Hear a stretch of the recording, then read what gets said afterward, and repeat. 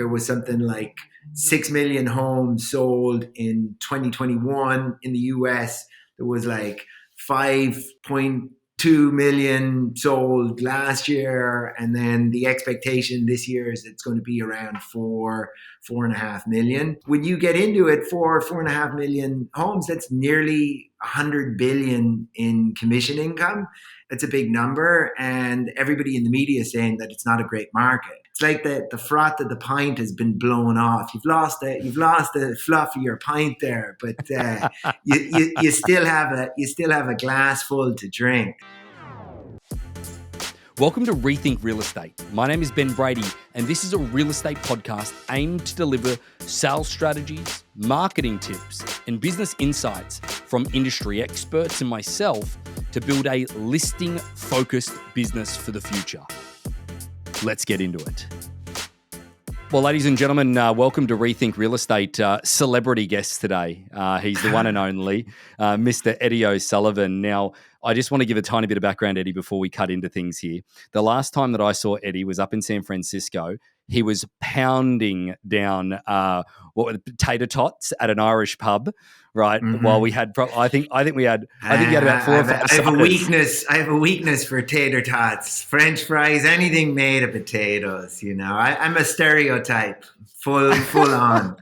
Yeah. Now, do they call them tater tots in Ireland? No, they're potato gems. Potato gems. Yeah, no, actually, you don't get them that often. They're not that common. But I've forgotten the name. I'll think of it. There's because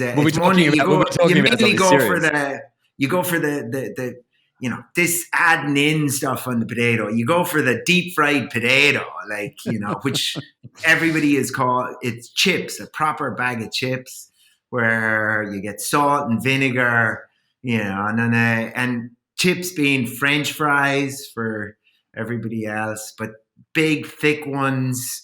You know, so mate. Well, anyway. All I know is that you were a huge fan of him that day when Dan and I caught up with you. But but either way, not to mention as well, a big fan of a cider every now and then. I'm a big fan of a cider, but I also enjoy a beer with yourself, an Irish lad who loves a beer. But speaking of which, mate, is that then not only an Irish lad that loves a beer, an Irish lad that sells a fair bit of real estate in San Francisco.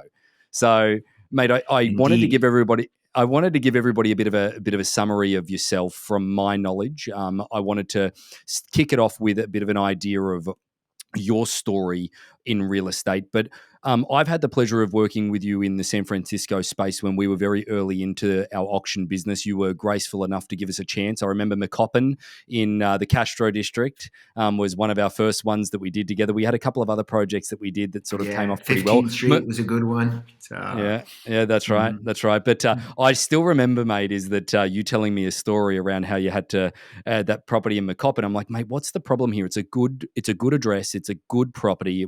It's a nice property. We're really struggling getting some interest. And you're like, well, Ben, I've got to be honest with you, is that when I first came here, this homeless man was having a fit in the doorway and going to the bathroom at the same time. And he's like, that kind of happens a little bit often around here. Yeah. Right around, there was a whole encampment kind of across the street, and it was pretty rough. Yeah,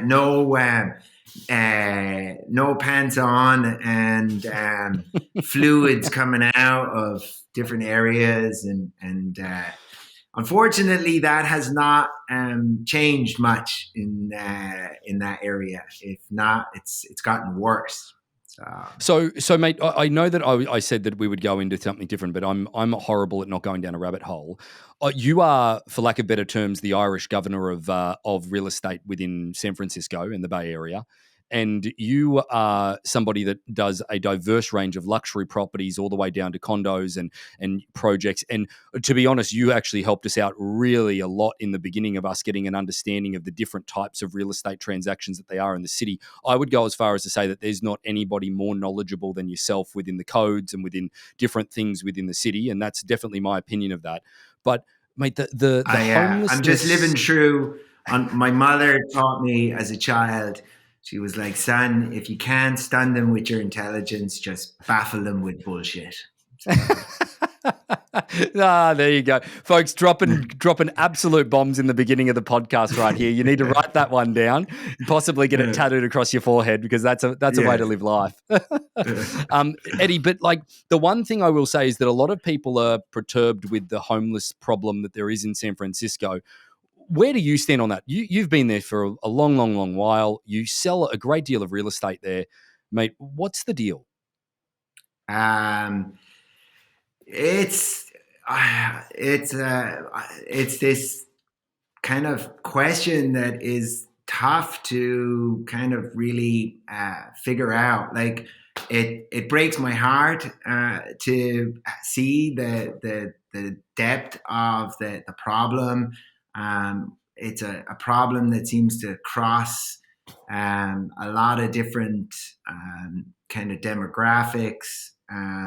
There's mental illness issues, there's drug addiction issues, there's just other inabilities to be able to kind of make rent and whatnot, because it is expensive. But we're throwing almost $1 billion of city resources at it on an annual basis, and it's not getting, it doesn't seem like they're putting any sort of a dent into it. So it is a kind of a problem that, ultimately a lot of our structures are, set up like we could build a lot of real estate for the money that they're throwing at all sorts of kind of ideas and things that they're trying to do something about it.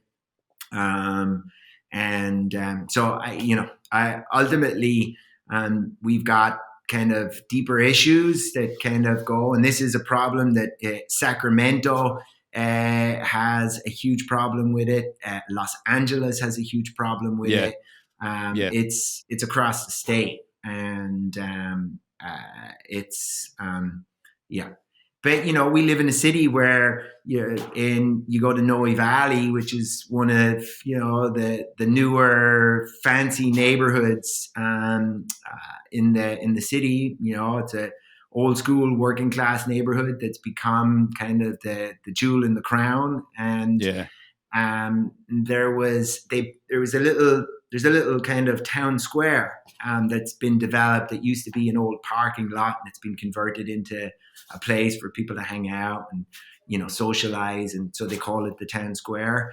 And they wanted to build a toilet. Like the neighborhood was like, "Hey, can we get a toilet in here?" And the city came in to be like, "Yeah, we can get a toilet there." And it was going to cost $3.5 million, and it was going to take 2 years to build this toilet. So what? It's so is that just the bureaucracy? Is that the bureaucracy of the city? And mate, I know that you know the city better than anybody from a permit perspective and all of that type of stuff. You've told me it's pretty difficult to get things done there. Yeah, it's painful. We live in one of the most kind of, where you say San Francisco and people think of Twitter and Google and all of these different companies that are kind of leading the charge in the technology sector. If you can go to a planning department in South Carolina, and they'll have more advanced computer systems running their back end than we do in San Francisco. So, wow, that's fascinating. And we'll talk a little bit about the construction side of it, mate. But I guess that, that said, is that it being a difficult place to sort of do some construction and things along those lines, it still is a wonderful real estate marketplace. Like I fell in love with the Bay Area when I was there. Like the price point, the real estate, the views, the beauty of that place is just spectacular. But leading back to your journey within real estate, mate, I guess your journey started not within North America, much as mine with our accents. But mate, how did you find yourself in North America? How did you find yourself in the real estate space? What's Eddie O'Sullivan's story? So how long do we have? As much time as you want, man. I love it. So I started. I worked in. I'm originally from Ireland, and when I finished school there, I kind of went into the hotel hospitality industry and worked in hotels across kind of London and Paris and the south of France, and through those different things, I met some people who were like, hey, America is a great spot, and they put me on to a good friend in particular, put me on to a particular visa program. And I'm getting pretty old now. This is back in the mid 90s and early to mid 90s. And that in those days, the visa process for the US was a lot different than it is today. It was actually a bit easier. And I managed to get a green card. And when thinking, you get these green cards and you go through a whole process, and then a year later you're like, hey, you have a green card, and you're like, oh wow, that's great. And then they're like, okay, you have 90 days to activate it, or otherwise it goes away. So you're like, oh my god, I have to like move. And so I kind of came over here and did the same thing, got into the hospitality industry, worked for Hyatt Hotels in San Francisco, and then thought I'd be here for a year or two, and fell in love with it, and fell in love with the local, and that was kind of it. It was I've been here ever since. So. And then your real estate journey, mate. Hospitality to real estate journey is I don't know. I wouldn't go as far as to say that it's a common one. However, the reality is that serving people is kind of what we do within the real estate space. There's no question about that. There's a parallel there. How did you find your way into it? So it was kind of, I really love pretty much everybody on my team all has a hospitality background. So we do try to lead a charge on just customer service and being there to be kind of the guide and that person that's the go-to kind of trusted kind of advisor that somebody can turn to. Because, the thing about real estate that's it's a great opportunity for anybody who gets into it to get out there and be able to make a great life for themselves. At the same time, for people who are experiencing, people who are in the industry, you can get a better service for buying a $4 cup of coffee at Starbucks than you can for buying $1 million property in San Francisco.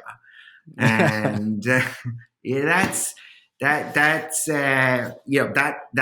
kind of leaves there's a big opportunity there. And so, we operate as a boutique real estate company that's very much focused on creating a quality experience. So it kind of helps out in that regard.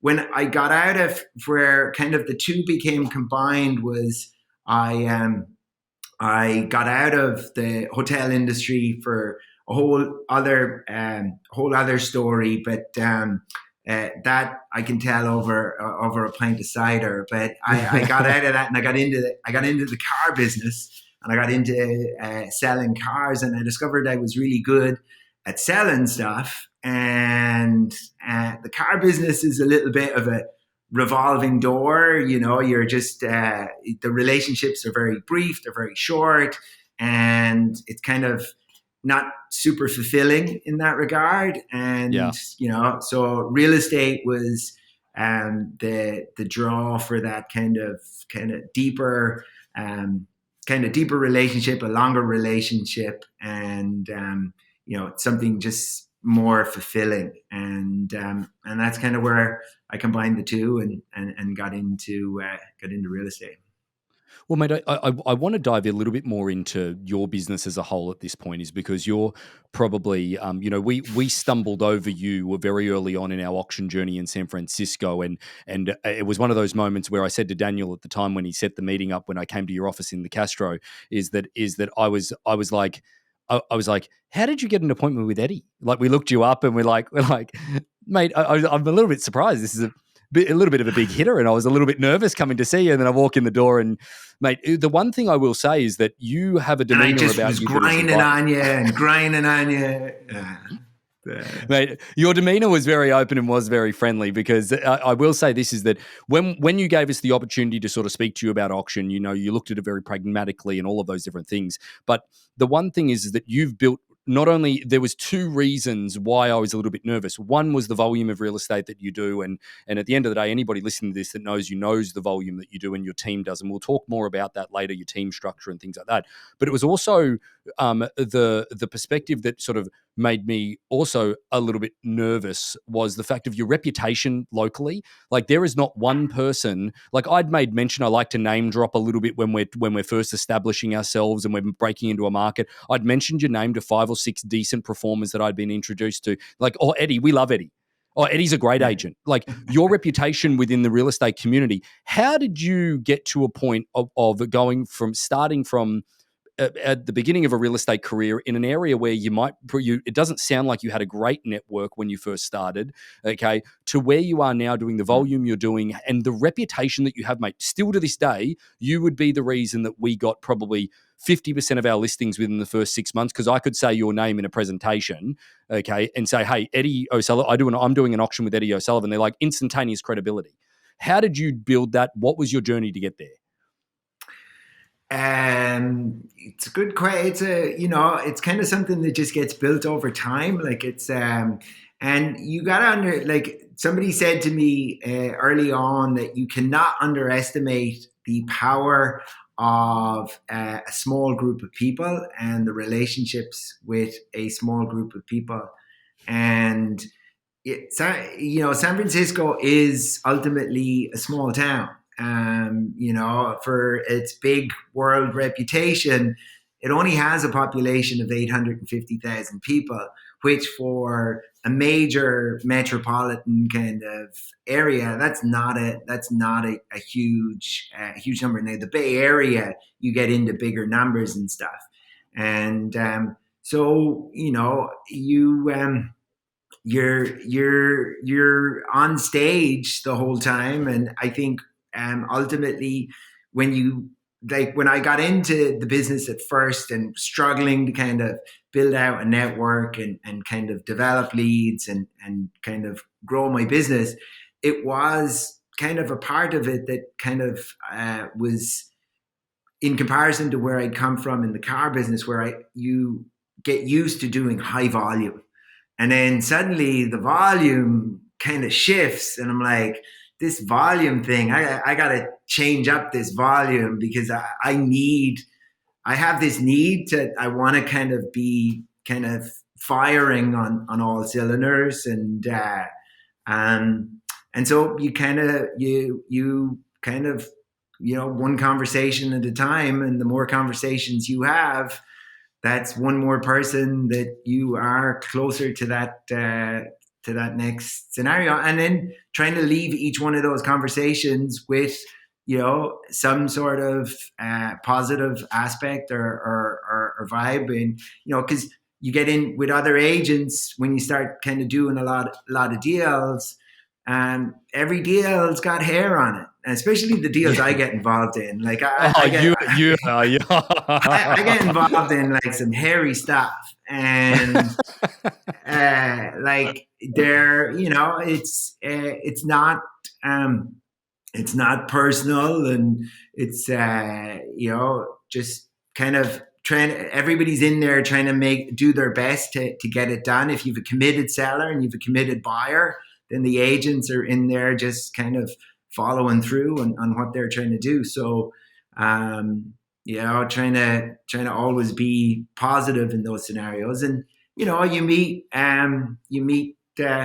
some agents who that's a little harder for them, but, over time you can kind of turn them too, like there's agents in this town. A lot of people are like, oh, they suck. They won't return my phone calls. They won't do this. And I'm like, they return my calls. So, you can, I think being kind of just just consistent to being collaborative and always trying to do what's right for ultimately everybody involved in the process. And and then suddenly you're like, oh my God, I've been at this a really long time, and now all this is paying off. So, Do you think it's because of your extensive knowledge in a deal, Eddie? Like there's again, like there's some of the things that I'd never even heard of. Like, don't get me wrong, we auction properties in Manhattan, which there's some really strange things with co-ops and different things with buildings and all of that type of stuff over there. I would go as far as to say, with the nuance of real estate within San Francisco, with the different styles, the different restrictions, the different areas, I would go as far as to say that it's even more nuanced in San Francisco than what it is in New York.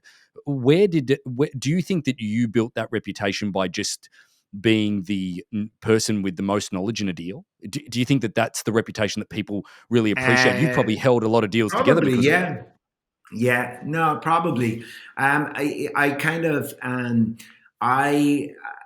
it kind of was something that I fell into kind of early on in the sense that, when I was starting out, I was like, if there was a deal, there was to be done, if it was outside of the city or wherever, I went to do it. And so nothing would stop me from kind of getting involved in something. And I was always fascinated with agents who'd be like, oh, well, I wouldn't do that. And then I'm like, I'd work out how much the commission was. And I'm like, I'll do it, and So yeah, I developed a reputation within the agency that I was with at that time, which was a very kind of high-end boutique agency in the Pacific Heights neighborhood, for being the one that knew how to do these more kind of complicated deals. So management in that agency, whenever they just kind of wanted to guide everybody to do cookie cutter stuff, because hey, there's plenty of deals. Like their whole thing was, there's plenty of deals in the cookie cutter stuff. Stay away from all of that kind of weird, kind of hairy stuff, and just go. And then whenever anybody got caught up in one of those scenarios, they'd get sent to me to basically figure out how to close it, or how to bring it over the line, or how to finish it. And there's many people who, if they've been in real estate and went through the financial crisis of 2008 and that period of time, San Francisco, was not a spot that was like, a kind of center of any of this activity. There was areas outside of the city. So, there was a lot of agents who, of course, got out of the business at that time. Excuse me, but there was a lot of agents who would like never do a short sale in this time. They're like, oh yeah, right. No, I don't do short sales. Right. Hey, I do them. And you get into dealing with banks and dealing with getting into the nitty gritty. You end up learning a lot. And and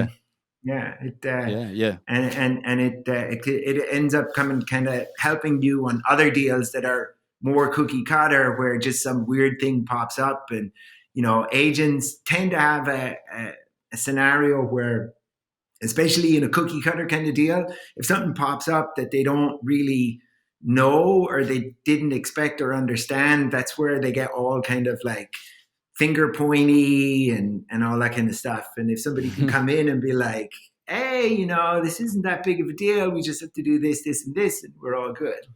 Yeah, I think that's it's funny. There was an agent that I used to deal with when I first got into real estate in Australia. His name was Ben Chick. Ben's a phenomenal agent, and he used to always at one time take on a incredibly unrealistic seller. He's like, I always carry one really unrealistic seller at any one time to keep my seller educational skill set and my mindset in the right space, that it raises the bar, it raises the benchmark from a perspective that makes the other deals seem easier. And I think that do you ever have, I'm sure that you've had times where you like looked around and you've done a pretty basic closing and you're like, oh, that was way too easy. I've been at deals where like I've lost hair, the little that I have, and it's for what would be a small deal around here, and you go through the hardest amount of work, and then you sit at a table for a multi-million-dollar deal, and you're like, well, yeah. But sometimes that harder deal that was just the one that you lost all your hair on and you didn't get paid a whole lot on is the one that got you the connection to that multi-million one. Sorry to interrupt the podcast, but wanted to ask a quick favor. If you're seeing any value in what we're providing, we'd love it if you could like, follow, or subscribe, whether you're listening on a podcast or watching us on YouTube. One step further is that if you can think of anybody in your community that this episode could help, we'd love it if you could share it to them so we could cast our message further and broaden our audience. Thanks again. Yeah, no, definitely. Indeed. So speaking of that, mate, so leadership, it sounds like, was something that came to you pretty easily from having to guide people through difficult situations, by the sound of it, that your agency that you started with or that you were at the time would move the more the deals with more hair on them would come your way in order to help. Is that I'm really intrigued because Elevation Real Estate is your company. You have a team underneath you. The one thing that I'm incredibly impressed with is that you and I have known each other now just going on about 4 years. That team has really not changed from the core person perspective. Whereas I often see a lot of teams in San Francisco or any other area, they've got a lot of turnover. Haley has been with you for a long time. Has it been a core part of your business? What made the change for you to go, all right, I want my own real estate business. I want my own team. And then, it's a two-part question. How do you keep the team and how do you keep the consistency that you have? It's a good question. It's a big kind of transition. I kind of started with the first step is really getting to the point where you have enough deals where you're bringing in an assistant. I think for me, my model is the first person that you should be adding is an assistant and a full-time assistant. I kind of eased my way into that. I started with a part-time. The problem with part-time is you're not getting what you need. And eventually that really didn't start kind of taking off until I had somebody full-time.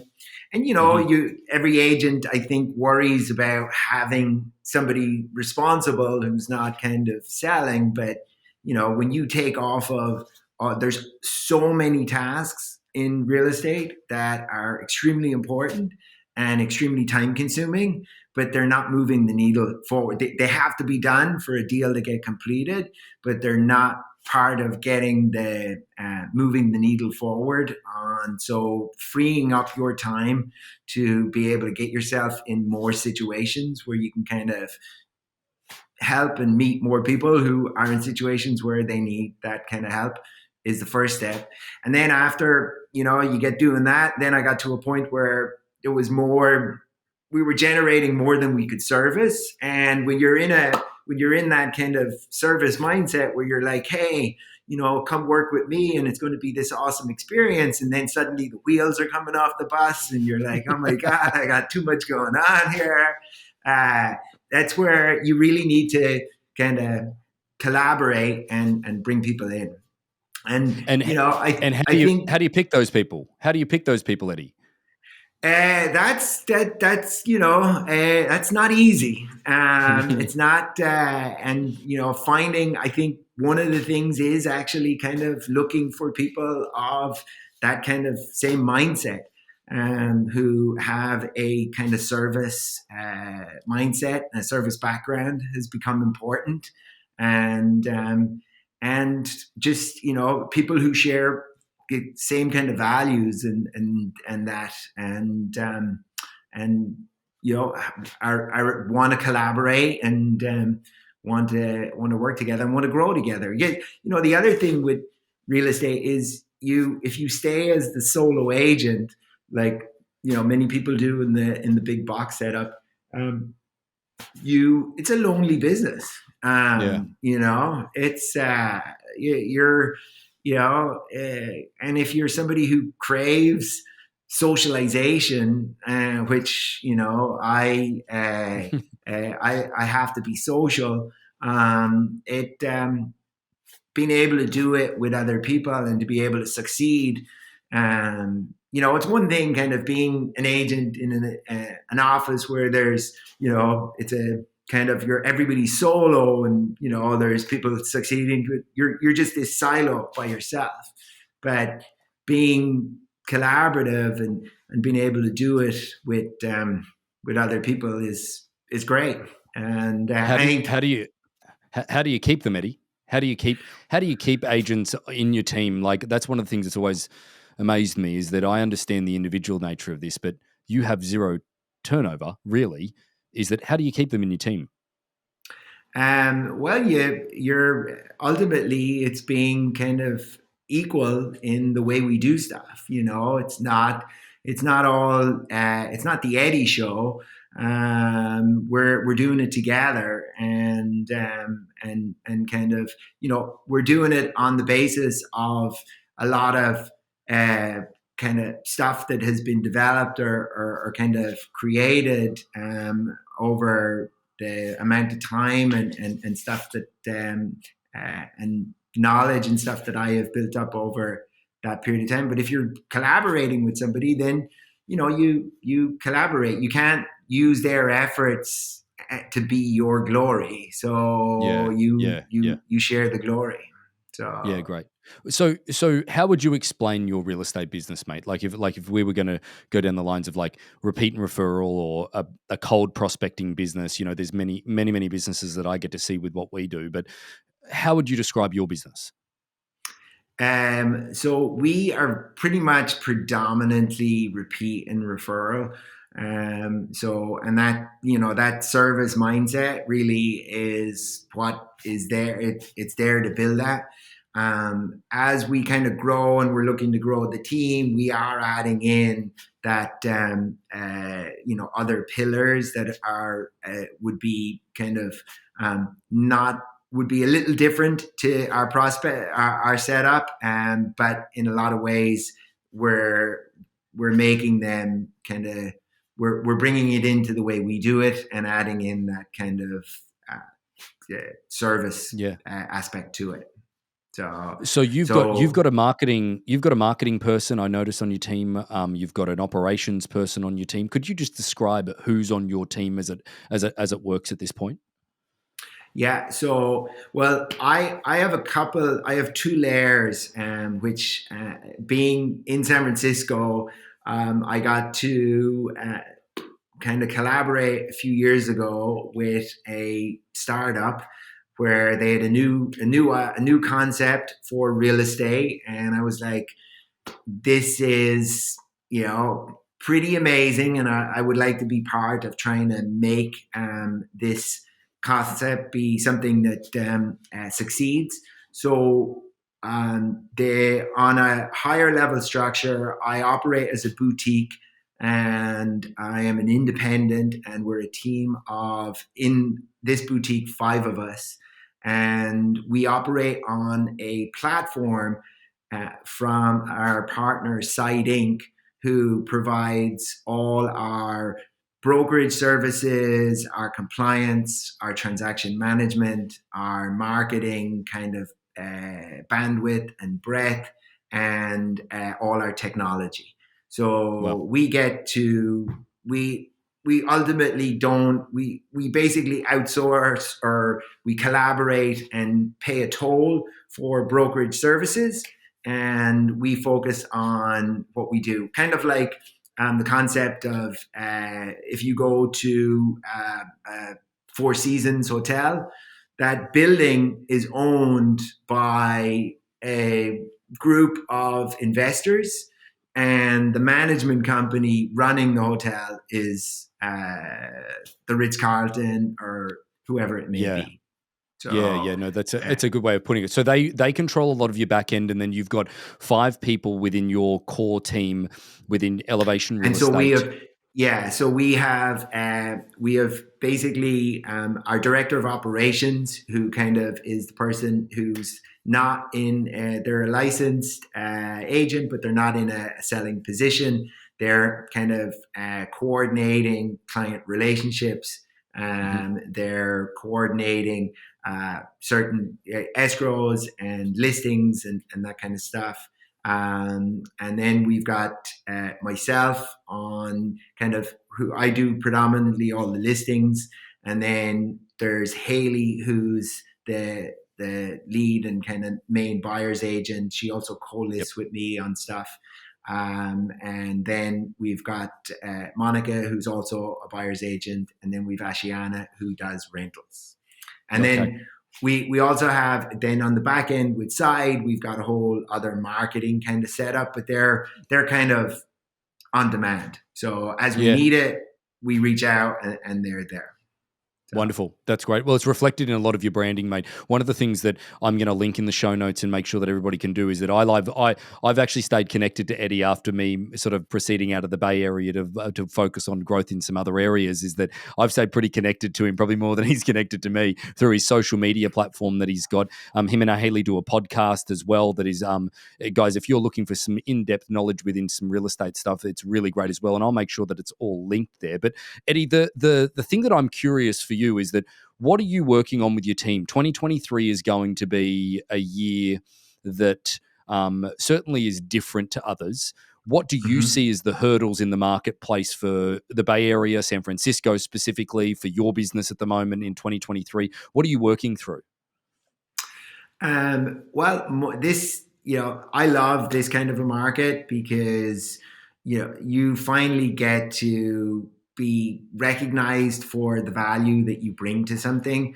We're coming out of a market where, there's times where sellers it's a heated market. They're like, they wanted more. And they're like, well, we got the max. You actually broke a record for your neighborhood, but still they wanted more. And so there's that kind of scenario for wanting more, and then buyers being put under such pressure, when getting into properties that they had to kind of push to get. They feel like that sometimes they had to pay too much, and so that market is.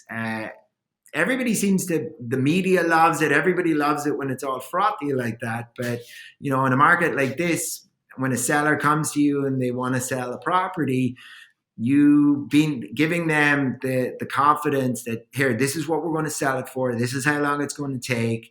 And going out, executing and getting that done, they come and you get a hug and they're like, oh my God, you're amazing. It played out like you said it would.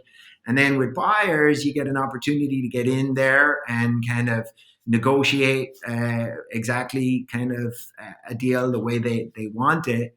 And the buyers are like, oh my God, this is amazing. We're awesome. So this marketplace provides a bit more gratitude for what you guys are doing and how hard you're working, really. I think, it's an opportunity to be able to show, you get recognized. You're doing the same thing in the other market. It's just because of the stresses that the other market has, it can be a little bit challenging for the sellers and the buyers. It's challenging in this market too, because the sellers and buyers can be full of fear. And in a lot of ways, we're the ones that have to kind of help them recognize that this is just a cycle, and that fear that everybody else has is the opportunity that they can take advantage of. And kind of, so, our kind of focus at the moment really is to continue to kind of perform at the level that we're performing at, because as the market, kind of the volume of the market is shrinking, if we're maintaining or growing, we're actually taking a bigger and bigger share of the market. So in a lot of ways, these are, by just doing what we do is where we grow in this time. Yeah, you can So obviously attract way more market share within a marketplace that's coming a little bit off. But mate, what would you say to people? Like, it's funny. I really do. I'm very proud of the Bay Area marketplace for us to have an establishment there in the perspective of auction, and it's one of the things that I think is a very big credibility badge that I wear. Certainly when I'm going into Manhattan or going into another marketplace and pitching the auction process to agents, is that, hey guys, we do this in San Francisco. I will say this though, and I wanted to know your opinion and what you would say to agents that have basically said that, well, the Bay Area isn't a real market. It's just fueled by tech wages. And, they've had it good for the last 10 years and they need to see a downturn now. It's good to see the marketplace coming down a little bit. A lot of agents resent the Bay Area marketplace, Eddie, because of how quickly it was moving. And you guys were the closest market that we've ever been in where it's pretty much an auction already, so to speak. yeah, So, totally. like what would you say to an agent that says that you guys have had it easy for the last 10 years? Uh, well, there's the kind of scenario of comparing your insides to somebody else's outsides is always going to get you the wrong conclusion. We are a hub on the wheel. Every wheel has a hub and spokes that come off it. We are a hub and not a spoke, and you watch what's going on for us, because if something goes wrong with that hub, it's going to come all the way down along the spokes. So yeah, and we're kind of seeing that now with like with the layoffs coming out of the tech industry and that kind of stuff. So at the end of the kind of our world, we're in a scenario where the affordability level is that affordability bar is a lot higher, and in a lot of ways, I would envy when I go to conferences in different parts of the country, and where I'm chatting with people who have all these great lead generation activities, where they're like making sure that like the Uber driver in the car that they're in knows that they're in real estate, and the bartender that they're talking to when they're drinking a pint of cider knows that they're in the business. And I was like, I would love to be able to sell real estate to everybody in that regard. And but it's is it because of the price point that you can't?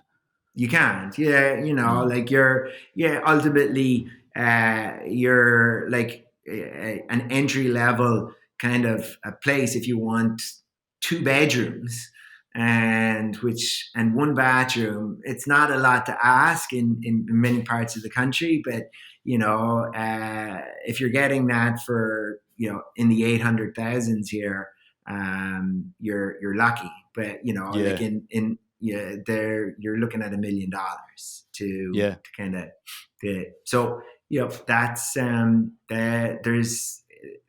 it's a big mortgage for a large majority, and so you end up with a slightly different industry here, where it's you get it's a small population. It's quite concentrated, and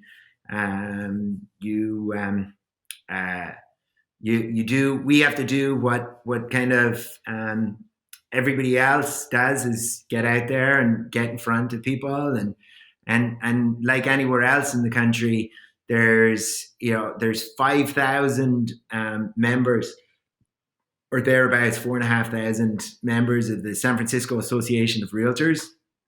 And, in all essence, I think there's probably 500 of those agents that are really, doing all of the deals. So, that's definitely the case. And I think that, and then people would say, well, they've had it easy. I think that San Francisco is probably one of the most competitive environments that we've ever done business in. Like New York is very dog eat dog as well. There's no question about that. But funnily enough, Vancouver, Canada is one of the most competitive arenas that we've seen. But I would go as far as to say that the Bay Area itself is one of the most competitive places where you need to be as sharp as a tack. And or Eddie, in your case, your relationships have to be nurtured to an extent that ultimately no one else gets let in the door. Otherwise, it becomes incredibly competitive as well, because you've just got so much real estate innovation. Like you see it in your company that you're part of. There's just so much real estate innovation that a lot of it starts within the Bay Area Yeah. also. But Well, I think that, sorry. Yeah. Well, you just see it like one of the things we were for the Side Inc. family that we have. We just had our kind of conference for the beginning of the year, and one of the things on we're about to go into, I think, the last year or the year, last year it kind of shifted a little bit and it dropped off. There was something like 6 million homes sold in 2021 in the US. There was like 5.2 million sold last year. And then the expectation this year is it's going to be around 4.5 million. And, when you get into it, 4.5 million homes, that's nearly 100 billion in commission income. And when you have companies trying to figure out how to get into a transaction, they're all going after. That's a big number, and everybody in the media is saying that it's not a great market, but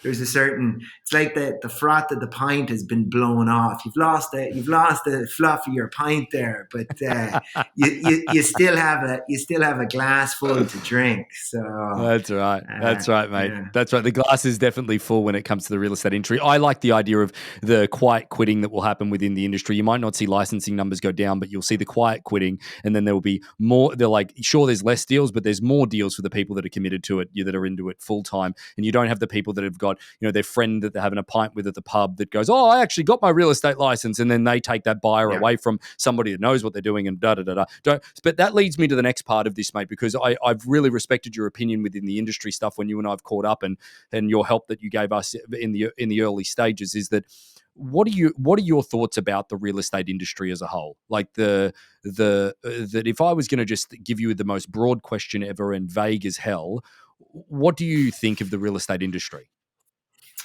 Well, I think it's amazing. I think it's there's a lot. We're in a period of tremendous change, and that change has been growing and growing. I think San Francisco didn't believe that the change was ever really, lasting until it kind of hit San Francisco probably 5 years ago. And in another 5 years from now, I think we're going to have grown to a completely kind of new, different space, or evolved into a newer space from where we were 20 years ago. So that really excites me about real estate. But I also think that if you continue to think that doing things the way you've always done them is going to be the way you're going to be doing them in a couple of years, then you may as well, start looking for the exits at this point, because it'll be easier on you to do that. So, I think in my partnership with Side Inc., I am kind of looking at the fact that I think real estate is hyper local, and people are so boutiques count, and service counts. So the big box operation is kind of it looks pretty and it's shiny, but it's not really what people nowadays care about. Like if you go to Pebble Beach to play golf, you're paying a lot of money, and you're not just going to grab a bag of golf clubs that you just bought at Walmart and go out there and walk around the course and chance your arm, you'll pay an extra couple of $100 to get a caddy to guide you around, to be like, this hole, it looks difficult, but it's actually quite easy. The hard one's the next one, guiding you through that process. And, so being, no matter what data you look at, everybody's getting into different parts of the transaction, but that relationship between an agent and a buyer or a seller to actually help them across the fence is not changing. And it's evolving, and the way they're coming together is all changing, but that the agent is not getting removed from the transaction.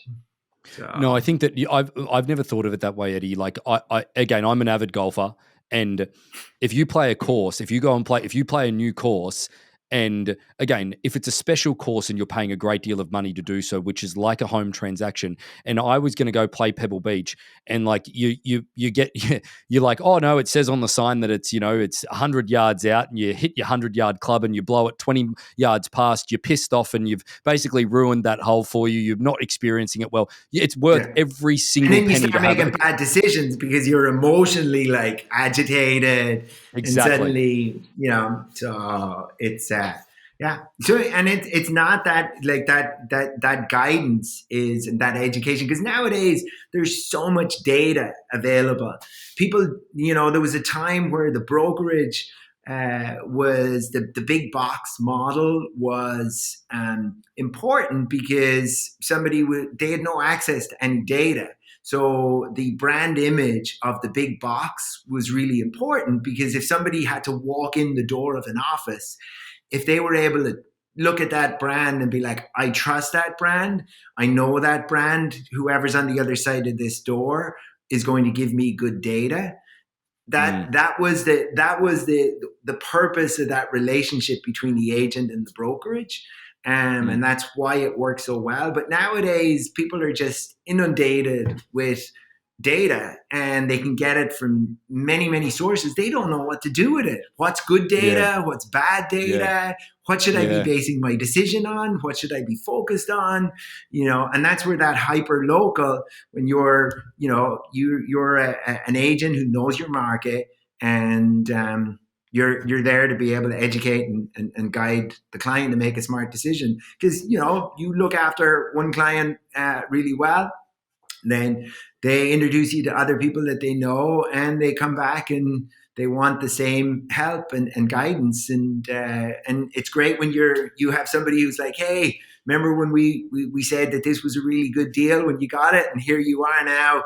Here's a big fat check. Well done. So you're like that value gets to show. So. It's actually amazing now that you say that, and this is a little bit of a rabbit hole, so forgive me, but it's amazing that now you think about it from a big box perspective, is that how long they've held on to that brand perspective. And what I mean by that is that if you think about it, is that there's a reason. If I'm a homeowner and I'm back at a certain point, tens of years ago, I would go with a big box brokerage company and an agent within that big box brokerage, because I would want my home exposed to the right number of people.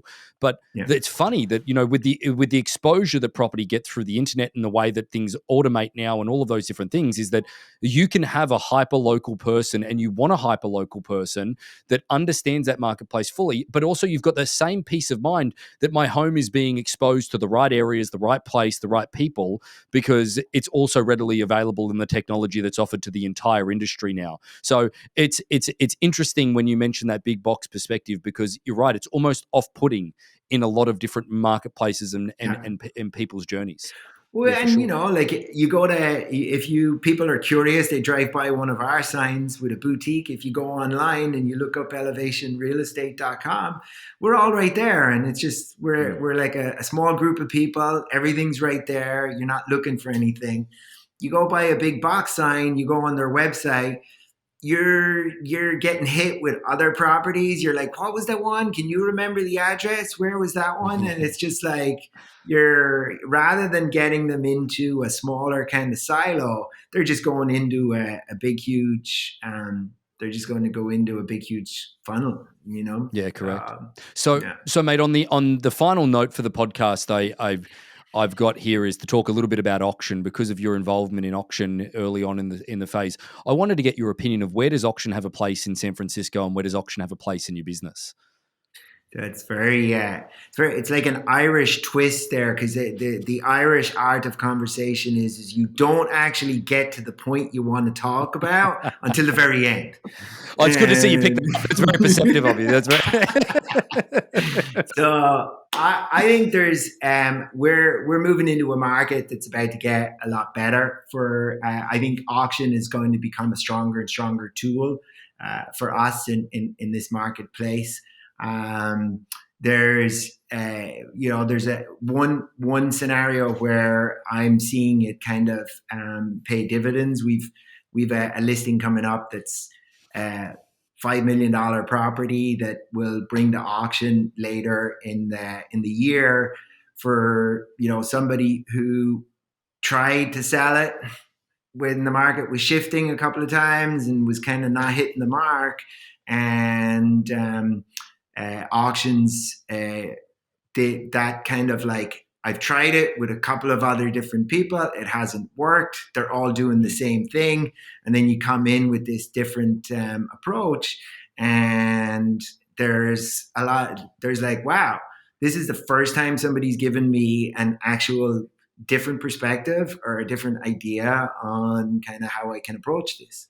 So so I think there's a lot of opportunity there. I think the other opportunity, we are in this.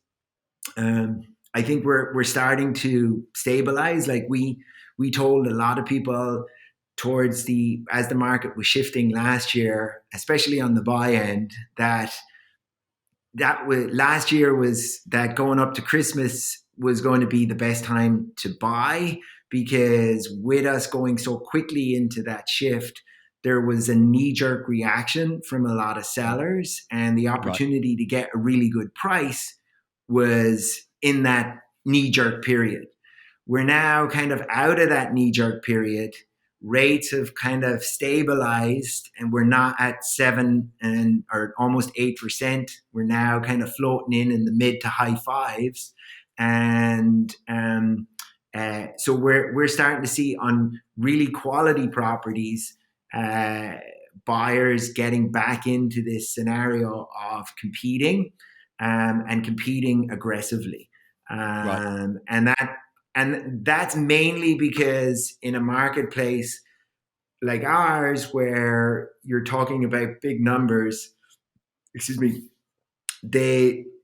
get the sellers will white knuckle the market, because they know if they wait 4 or 5 years, they'll be able to, especially if they've owned a property for 15, 20 years, they're like, okay, let's just put a pause on some of our plans. Let's kind of hold out and we'll wait until we get the market that we want. So what that ends up doing is it reduces our inventory.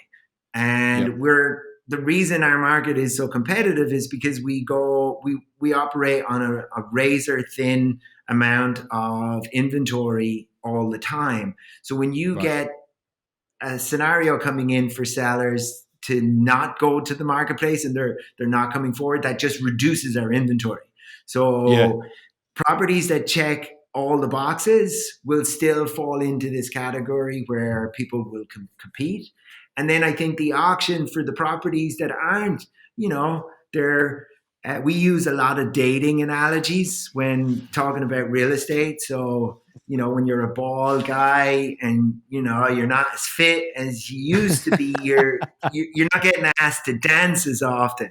And, one of the ways that you can get a bit of attention, maybe get that Bee Gees kind of outfit on and looking good, is to go out on the auction platform and let the market kind of show you. I think and that's really, I think, one of the things where we would have challenges in San Francisco when we were in the sellers market was, we're like, well, why do I have to do auction when it's already going to get auctioned anyway?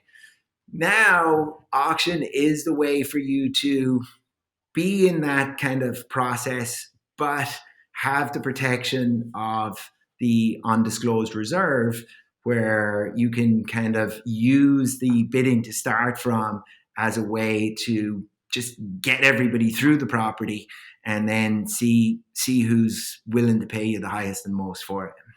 What would you, Eddie? What would you say to this? Is that, I've had situations in San Francisco where agents have said to me, "Well, why would I use auction? I'm getting multiple offers on it anyway." And I've convinced them, to say, "Hey, I know you've got 3 or 4 offers on the property.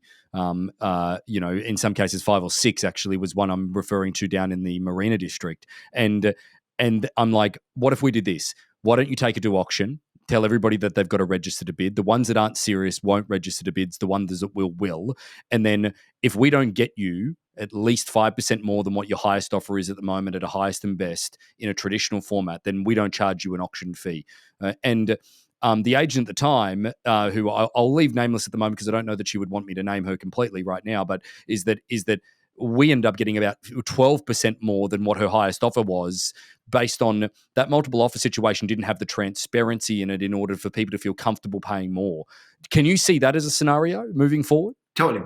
I think that transparency, when for that second scenario that I told you, where, if it's not like a property that every box is checked on, and like, okay, here we are bringing this, the best looking person in the room is going to find the best looking dance partner. And that's just where it's more, the bald headed, slightly not as fit kind of scenario. And you use how you put it out into the world, because all anybody looks at when they're out there by themselves on their computer is, well, what's it listed for?